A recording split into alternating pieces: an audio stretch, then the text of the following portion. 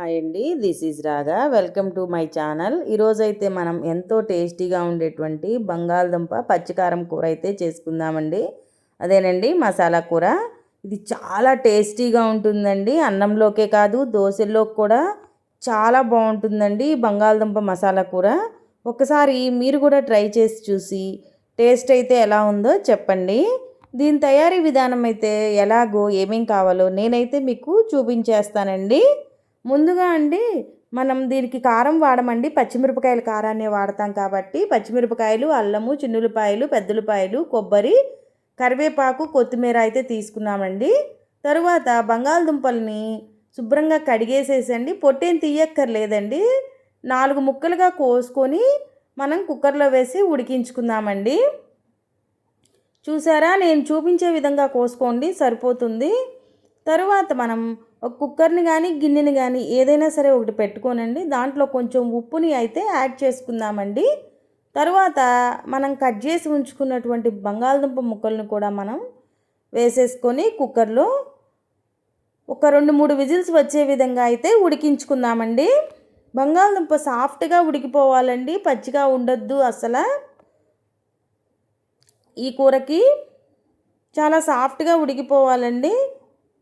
ఇప్పుడైతే cooker whistles వచ్చేసినాయండి. తర్వాత మనం మసాలాకి అల్లము, మనకి ఎంత కారం అయితే పడుతుందో అన్ని పచ్చిమిరపకాయలు తీసుకోవాలండి. నేనైతే 10 దాకా తీసుకున్నాను పచ్చిమిరపకాయలని. తర్వాత చిన్నులపాయ రెబ్బల్ని, తర్వాత నేనైతే కొబ్బరిని ముందుగానే సన్నగా చేసి ఉంచుకుంటానండి, స్లైసెస్గా కర్రీ కొని. ఆ కొబ్బరిని కూడా యాడ్ చేసుకొని నేను చూపించే విధంగా చేసుకోండి, మిక్సీ పట్టుకోండి, మరీ మెత్తగా పేస్ట్ లాగా చెయ్యొద్దండి. తర్వాత ఇప్పుడు చూసారా, కుక్కర్ కూడా ఆరిపోయిందండి చక్కగా. వీటినైతే మనం ఒలిచేసి పక్కన పెట్టుకొని ఉంచుకుందామండి బంగాళదుంప ముక్కల్ని. తర్వాత ఒక కడాయి పెట్టుకోనండి, నూనెనైతే వేసుకుందామండి. సరిపడినంత నూనెని వేసుకోండి, మరీ ఎక్కువేం పట్టదండి ఈ కూరలోకిను. తర్వాత తాలింపు దినుసుల్ని యాడ్ చేద్దామండి. అవి వేగాలండి ఎర్రగా. తాలింపు దినుసులు వేగిపోయిన తర్వాత పెద్దలపాయ ముక్కల్ని కూడా యాడ్ చేసుకుందామండి. వాటిని సన్నగా కట్ చేసుకోండి, అప్పుడే బాగుంటుంది. తర్వాత కరివేపాకును కూడా యాడ్ చేసుకొని మరీ బ్రౌన్ కలర్కి వచ్చే విధంగా ఏమీ వేగనవసరం లేదండి. పెద్దలపాయ మగ్గిపోతే సరిపోతుంది మనకి. చూసారా, ఇప్పుడైతే పెద్దలపాయ మగ్గిపోయిందండి. తర్వాత ఇందాక మనం చేసి ఉంచుకున్నటువంటి మసాలాను కూడా యాడ్ చేసుకుందామండి. హై ఫ్లేమ్లో మాత్రం పెట్టద్దండి, మాడిపోతుంది ఊరుకునే. తర్వాత కొంచెం పసుపును కూడా యాడ్ చేసుకోండి.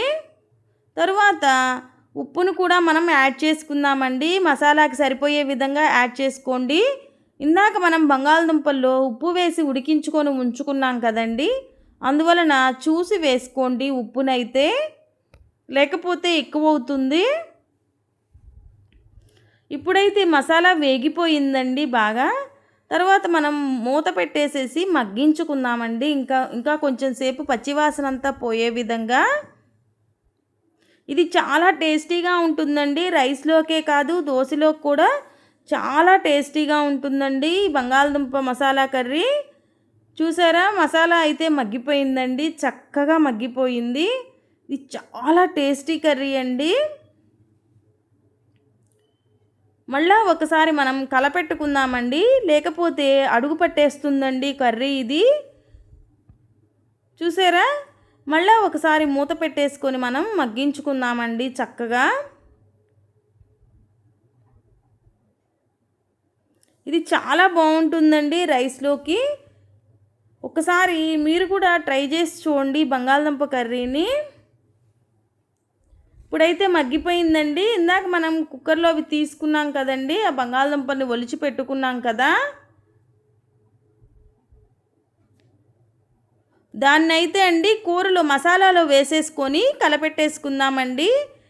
నేను చూపించిన విధంగా వేసేసుకొని కలపెట్టేసుకోండి. ఇప్పుడైతే కర్రీ రెడీ అయిపోయిందండి. ఎంతో టేస్టీగా ఉండే బంగాళదుంప పచ్చికారం కూర మసాలా కర్రీ.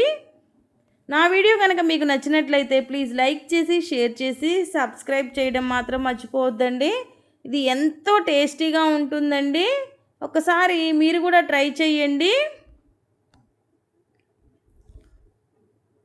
లాస్ట్‌లో కొంచెం కొత్తిమీరనైతే మీరు యాడ్ చేసుకోండి.